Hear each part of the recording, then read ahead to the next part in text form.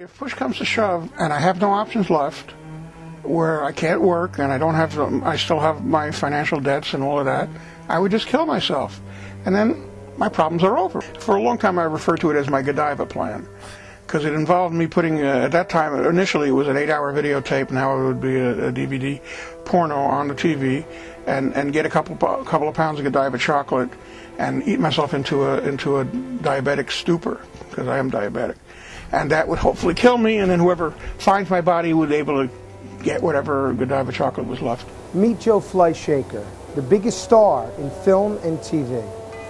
I mean, I always think about it, you know, how interesting an event it would be the day that somebody comes to see me and I'm lying dead in my bed, because that's certainly going to cause some issues for some people. The only way to see him today is to make a pilgrimage to his tiny basement apartment. I basically am living the life of a recluse here in my apartment.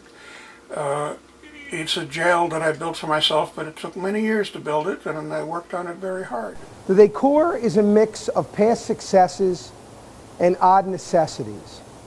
Both serve a utility for his survival, but things haven't always been this way.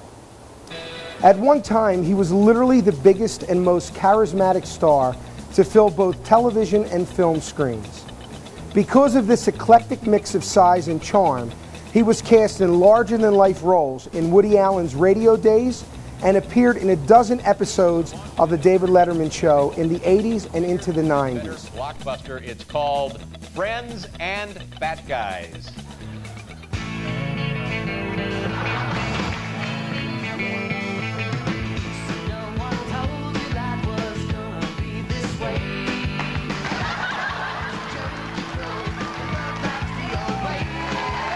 The big breakthrough was something I thank Rudy Giuliani's son for, because Rudy Giuliani, in his inauguration, his son got a lot of attention because he was standing next to his father. He started mimicking him, and the cameras picked it up, and it was kind of a fun deal.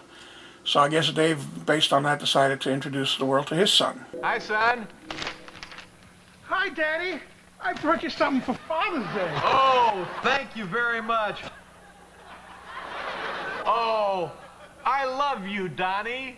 And I love you, Dad. If the cat's in the cradle and the silver Mr. Joe Fleishaker and I were fellow presenters at a big award ceremony, and I said, I want to get this man on TV because I like his figure.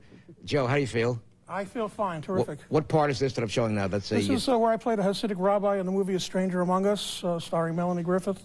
That was in the theaters recently. But you're the king of the B movies. You're the king I have done a lot of B movies, yes.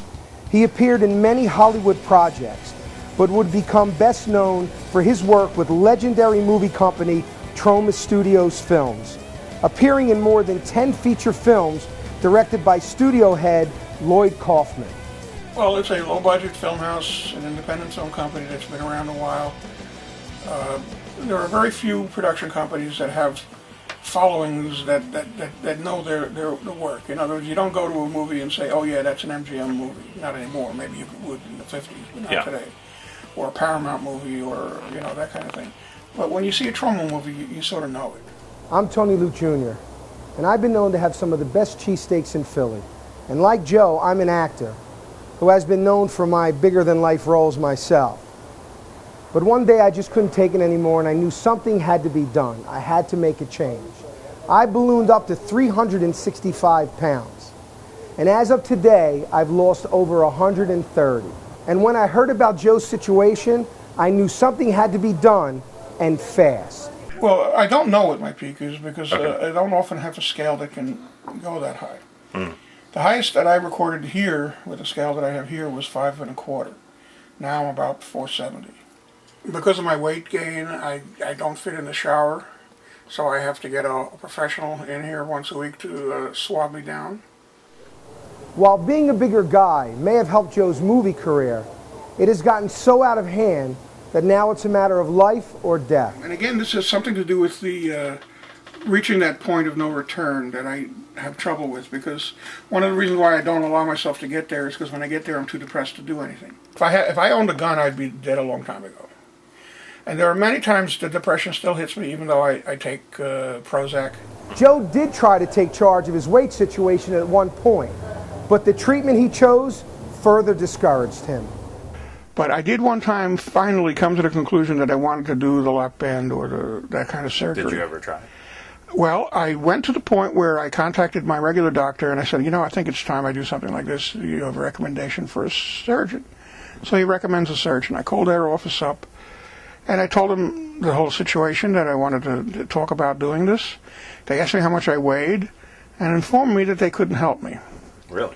I was too heavy for their machinery, because they have to have tests that they run before they do it, scans and things like that. And I was too heavy. They said other places they have machinery they can handle it, but we can't. And it was such a blow to me that I was too heavy for the fat guy surgery that I never considered it again. But after seeing there are other people like him, like me, who have reached the point of no return and fought back from the edge, he is ready to take another shot. He's ready to put the time and effort in to get fitter and healthier and back on the movie scene. Talent that big should never go to waste. Joe is ready to be a big star again.